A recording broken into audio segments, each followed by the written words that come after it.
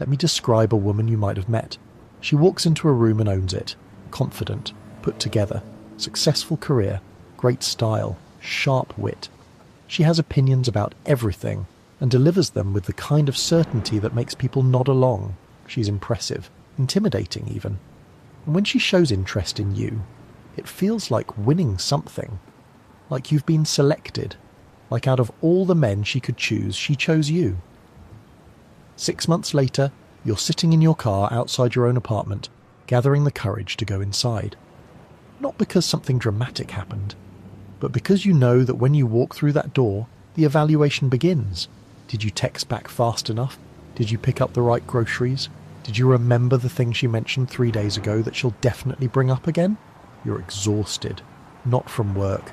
From living with someone who turned your relationship into a performance review that never ends and you're always failing. The woman who seemed like the catch has become the trap. The confidence you admired has become control. The high standards you respected have become weapons. The sharpness you found attractive has been turned on you relentlessly until you can't remember who you were before you started trying to please someone who can't be pleased. Today we're going to dissect the dominant woman. Not every woman with confidence or success. Not every woman with opinions or standards. The specific type who uses dominance as a relationship strategy. Who needs to control to feel secure. Who positions herself above you and keeps you scrambling to measure up. We're going to understand how this dynamic forms, why men get trapped in it, how to recognize it early, and most importantly, how to handle it without losing yourself.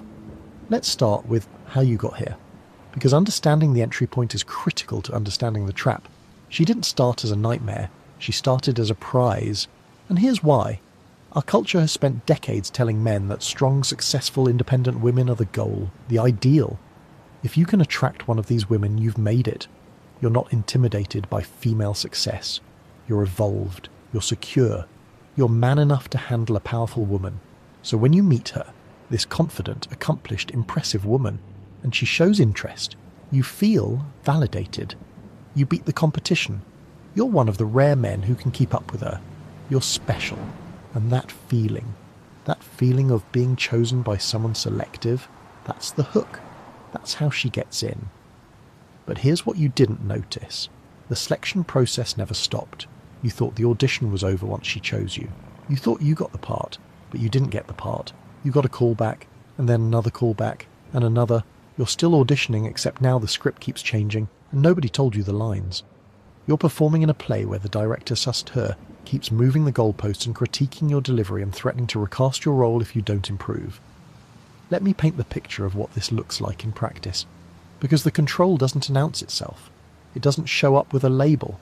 It seeps in through 1,000 small interactions that individually seem reasonable, but collectively construct a cage. Early on, she has standards. Okay, fine. Everyone has standards. She prefers you text back within a reasonable time. She likes when you plan dates thoughtfully. She appreciates effort. These sound like normal relationship expectations. But watch what happens over time. The reasonable time gets shorter. What was an hour becomes 30 minutes, becomes 10 minutes, becomes, why did it take you 3 minutes to respond? The thoughtful date planning becomes, why didn't you think of this detail I never mentioned but apparently expected? The standards aren't fixed. They're a moving target. And the movement is always in one direction.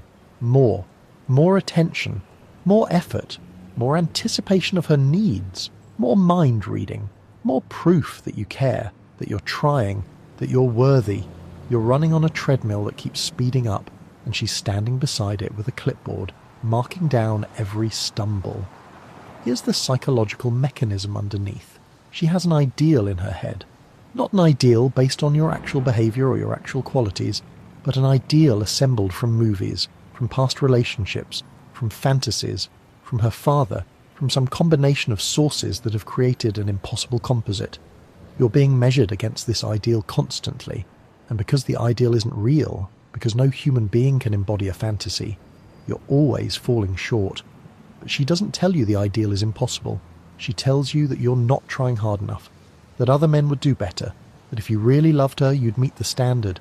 The failure is positioned as yours, your inadequacy, your lack of effort, never the unreasonable nature of the expectation itself. Let me talk about how relationships become performance tests, because this is the core dynamic. In a healthy relationship, both people are figuring things out together. Mistakes happen, misunderstandings occur, and when they do, there's repair, there's conversation, there's mutual adjustment. I didn't like how that went leads to, okay, let's do it differently next time. It's collaboration. In the dominant woman dynamic, mistakes are grades. Every interaction is an assessment. Did you say the right thing? Did you respond correctly? Did you handle her mood properly? Did you anticipate the issue before it became an issue? You're being tested constantly and the tests aren't announced. You're supposed to just know, and when you don't, you failed. Again. This creates an atmosphere of constant anxiety. You start monitoring yourself, filtering your words before you speak them, calculating how she'll react before you act. You're not being yourself anymore. You're being a version of yourself optimized to minimize negative reactions. You've become a people pleaser, except the only person you're pleasing is her. And the pleasing never quite works because the standard is always just beyond your reach. The dominant woman thrives in this dynamic, not because she's evil, but because it makes her feel secure. If you're constantly trying to please her, she knows you're invested. If you're constantly falling short, she stays in the superior position. If you're anxious about her approval, she retains control. The imbalance isn't a bug, it's the feature. It's how she regulates her own anxiety about abandonment or inadequacy. By keeping you in a position where you're the one worried about being enough. Let me talk about effort inflation, because this is where men lose themselves completely. You think, she's not happy with my current level of effort, so I'll increase it. I'll do more. I'll be more attentive, more thoughtful, more present, more everything. I'll prove that I'm serious, that I'm committed, that I'm the man she deserves. This seems logical. This seems like problem solving. If there's a deficit, fill the deficit. Here's what actually happens. You increase effort. She accepts the new baseline. The increased effort becomes expected, not appreciated. It's no longer impressive. It's standard. And because she's still measuring you against an impossible ideal, you're still falling short, just at a higher level of effort. So you increase again, and the pattern repeats. You're on a treadmill that you keep speeding up yourself, wondering why you're getting more exhausted while making no progress. And here's the cruel paradox: the more you give, the less she values it. Not because she's heartless, but because psychology works this way. Scarcity creates value. Abundance creates entitlement. When you're pouring effort into her constantly, that effort loses meaning. It becomes expected. Background noise. The special gestures become obligations. The sacrifices become assumptions. You thought giving more would earn more appreciation. Instead, it taught her that you'll keep giving regardless of how it's received. Meanwhile, your value in her eyes is dropping. Because the more you try to prove yourself, the more you communicate that you need her approval. And needing approval from someone is the opposite of being attractive to them. You've inverted the dynamic. She was initially drawn to you because you seemed confident, grounded, self-sufficient. Now you're acting like someone who needs her validation to feel okay about himself. She's not attracted to that. Nobody is. Let me talk about power imbalance through moral framing, because this is how control gets disguised as virtue. She doesn't say, do what I want because I want it. That's too obvious. That's too honest. Instead, she frames her demands as moral imperatives, as signs of maturity, as evidence of love. If you really cared, you'd do this. A real man would handle it this way. Grown adults don't act like that. She's taken her preferences and wrapped them in the language of right and wrong. Disagreeing with her isn't a difference of opinion, it's a character flaw. This is devastatingly effective. Because now you can't even resist without feeling like you're in the wrong. You're not just refusing her request and you're being immature. You're being selfish. You're not showing love properly. The framing makes resistance feel like moral failure, so you comply. Not because you agree, but because you don't want to be the bad guy. And she's constructed the situation so that not giving her what she wants automatically makes you the bad guy. Watch how this plays out. She wants you to stop hanging out with a certain friend. She doesn't say, I'm uncomfortable and that's my issue. She says, that friend is a bad influence. If you respected me, you wouldn't spend time with people who disrespect relationships. Now it's not about her comfort. It's about respect, about maturity, about whether you're the kind of man who makes good choices. You're not negotiating preferences, you're defending your character. Or she wants access to your phone. She doesn't say, I have trust issues I'm working through. She says, people in healthy relationships have transparency. If you have nothing to hide, you shouldn't mind. Now refusing becomes evidence of guilt. Boundaries become suspicious. Privacy becomes proof of deception. The framing makes her invasive requests sound like common sense, and your resistance sound like confession. This is control masquerading as standards, and it works because the framing is accepted before the behaviour is examined. Once you're arguing on her terms, and once you're defending why you're not immature or disrespectful or hiding something, you've already lost. Because the conversation is happening inside a frame where she's right and you're on trial. Let me talk about emotional pressure as a control tool, because this is her most powerful weapon. She doesn't need to yell. She doesn't need to issue ultimatums. She just needs to withdraw, to get quiet, to sigh, to speak in that tone, you know the one, that communicates disappointment so clearly that words aren't necessary. This silence is louder than shouting. This coldness is more cutting than insults, because it positions you as the problem without her having to argue the case. You come home and something's off. You ask what's wrong. Nothing. But it's not nothing. The energy has shifted. She's distant, barely engaged, short answers, no warmth, and you're left to figure out what you did wrong. This is the punishment, and the punishment works because humans are wired to resolve conflict. The tension is unbearable. So you scramble, you review the day, you think through every interaction, you try to identify the crime so you can confess and restore peace. And maybe you figure it out. Maybe you apologise for something you didn't think was a big deal, but apparently was. And the warmth returns, temporarily, until the next infraction you didn't know was an infraction. You've been trained, like a lab rat learning that certain behaviours lead to shocks. Except the shocks are emotional withdrawal, and the behaviours that trigger them keep changing, so you can never quite learn the pattern. You just stay in a constant state of anxiety, trying to avoid the next withdrawal, or you try to have a conversation about the dynamic itself. You try to address the pattern, and here's what happens. Either she escalates, you're attacking her, you're making her the villain, you're turning this around on her when you're the one with the problem, or she shuts down. She goes completely cold, won't engage, walks away, leaves you talking to yourself.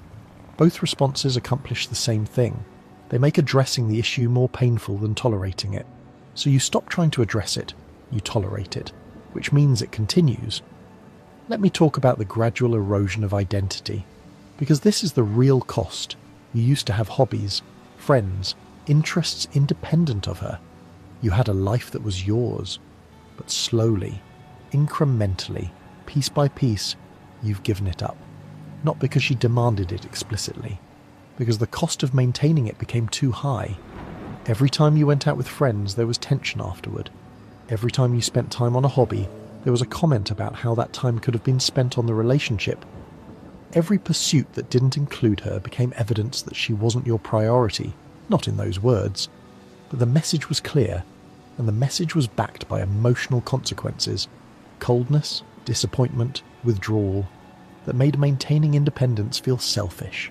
So you stopped, one thing at a time. First the weekly poker game, then the gym sessions that cut into couple time, then the friendships that required too much explanation, then the ambitions that seemed to threaten her position. Piece by piece, the life you had before her disappeared. And what replaced it? Her. The relationship. The constant work of keeping her satisfied, which is all-consuming because she's never satisfied. You look in the mirror one day and you don't recognise yourself. You've become someone who asks permission, who self-censors constantly, who filters every decision through the question, how will she react? You're not a partner, you're a subordinate. And you got here so gradually that you can't point to the moment you lost yourself. You just know that the person you were, the person she was initially attracted to no longer exists. And the person you've become is someone neither of you respects. Let me talk about learned helplessness in men, because this is the endpoint of the dynamic if it goes unchecked. Learned helplessness is a psychological phenomenon. When an animal is subjected to inescapable negative stimuli repeatedly, it stops trying to escape even when escape becomes possible.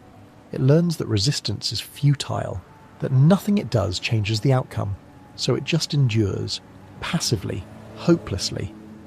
This happens to men in dominant woman relationships. They try to please her, doesn't work. They try to set boundaries. She escalates until he backs down. They try to leave. She pulls him back with promises of change that never materialize. Every escape route gets closed. Every attempt to improve things fails.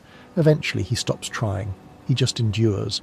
He accepts that this is his life now, that this is what he deserves, that this is the cost of being with her. And the most insidious part? He starts taking responsibility for her behaviour. He tells himself, if I were better, she wouldn't treat me this way. If I were more attentive, more successful, more whatever, she'd be happy. He's internalised her framing. He's accepted that her dissatisfaction is his fault, that the dynamic is his failure. The oppressor has convinced the victim that the oppression is justified. I've talked to men who stayed through infidelity, through public humiliation, through treatment that would make their friends cringe if they saw it. And when you ask why they stayed, they say, for the kids, to keep the family together, because I made a commitment. These sound noble, but often they're just rationalizations for learned helplessness. He's not staying because leaving is wrong. He's staying because he's learned that leaving is impossible. The cage isn't locked, but he doesn't know that anymore. Let me give you the red flags, the early warning signs that you're dealing with this dynamic before it destroys you. Red flag 1. You're constantly justifying yourself. Normal conversations require you to explain your reasoning, defend your choices, prove your intentions. You can't just say something, you have to build a case for why saying it is valid. Red flag 2. Her humour has an edge. She makes jokes at your expense. Little digs about your job, your appearance, your intelligence, your manhood.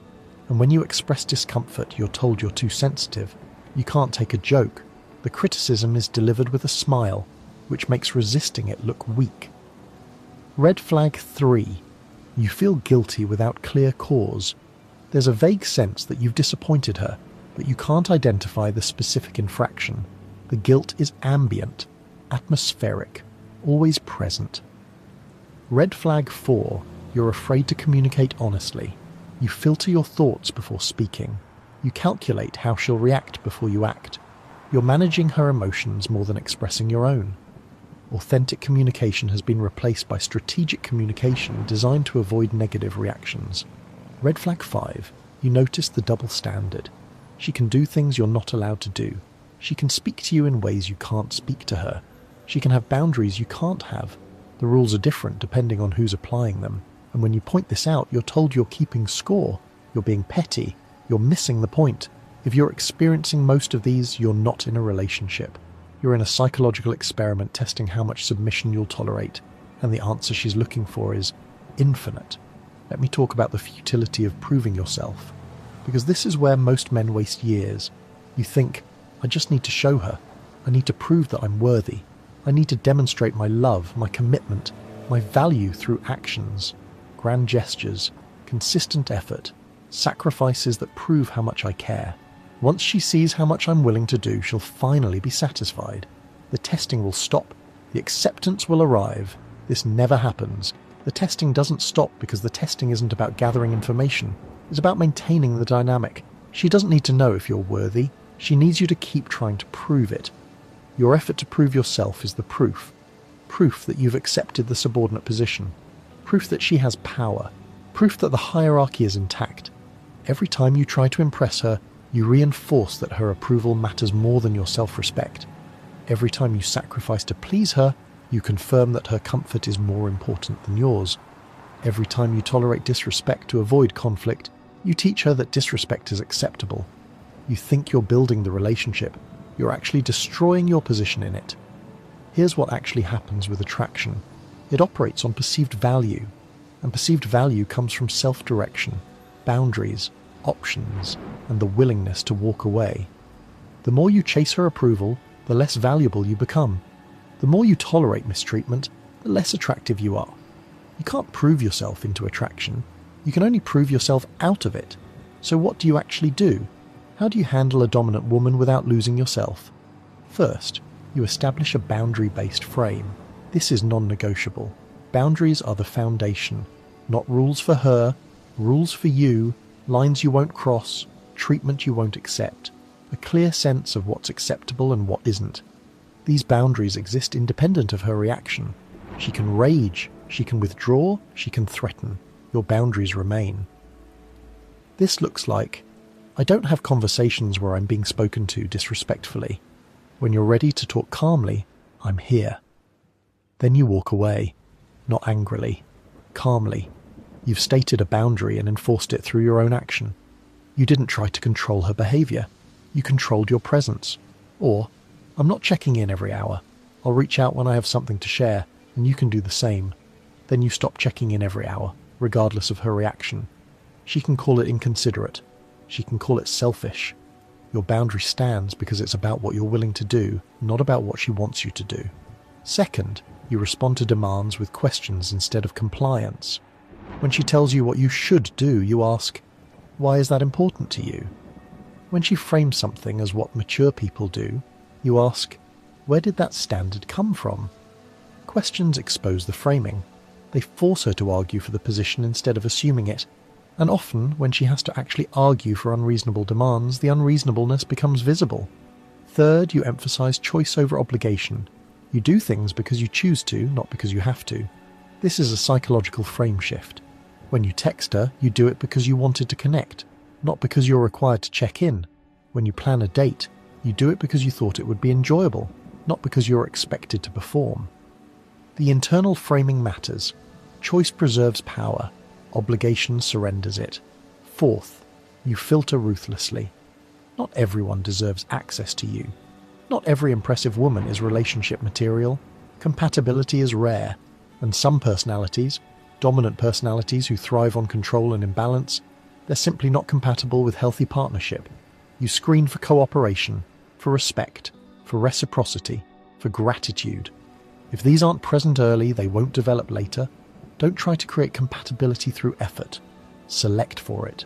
Fifth, you recognize that detachment resets dynamics.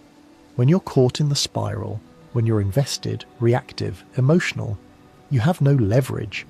Detachment creates leverage, not cold detachment, just emotional neutrality. You're no longer affected by her moods. You're no longer scrambling for her approval. You're no longer organizing your life around avoiding her disapproval. This looks like she gets cold. You don't react. You continue about your day. She's testing whether her emotional withdrawal still controls you. When it doesn't, the power dynamic shifts. Often this is when she suddenly becomes warmer, more affectionate, more interested. Not because you won, but because the dynamic recalibrated. She's no longer sure she has you. An uncertainty creates attraction, but, and this is critical, you don't detach to manipulate her back into treating you well. You detach because you've decided that your self-respect is more important than this relationship continuing. If detachment results in her improving, fine. If it results in the relationship ending, also fine. Either outcome is better than continuing the subordinate position you are in. Sixth, you play by your rules or don't play. This is the summary principle. You cannot fix a dominant woman's psychology. You cannot outperform her impossible standards. You cannot sacrifice enough to earn permanent acceptance. You cannot love her out of her need for control. The only thing you control is whether you participate in the dynamic. Some men hear this and think, but I love her. I understand. But love doesn't mean tolerating abuse. Love doesn't mean losing yourself. Love doesn't mean accepting a subordinate position in your own relationship. Love should make your life better, not turn it into an endless performance review you're always failing. If she's capable of partnership, if she can adjust when you set boundaries, if she can respect limits, if she can take accountability, then the dynamic can change. But that requires her willingness to change, not just your willingness to endure. Most dominant women don't change, not because they can't, but because the dynamic serves them. It makes them feel secure. It protects their ego. It gives them control, and giving up control feels threatening. So you make a decision. Either she meets you in a balanced dynamic or you exit. Not as a threat, not as manipulation, as a genuine boundary. You're willing to be in partnership. You're not willing to be in subordination. One of those is a relationship. The other is a job you're not getting paid for. Let me close with what I want you to understand. The dominant woman isn't powerful. She's afraid. The control is compensation for deep insecurity. The testing is anxiety about whether you'll stay. The impossible standards are protection against vulnerability. The dominance is a defense mechanism that worked in childhood and calcified in adulthood. Understanding this doesn't mean tolerating it. Her wounds aren't your responsibility. Her fears aren't your job to manage. Her need for control doesn't justify controlling you.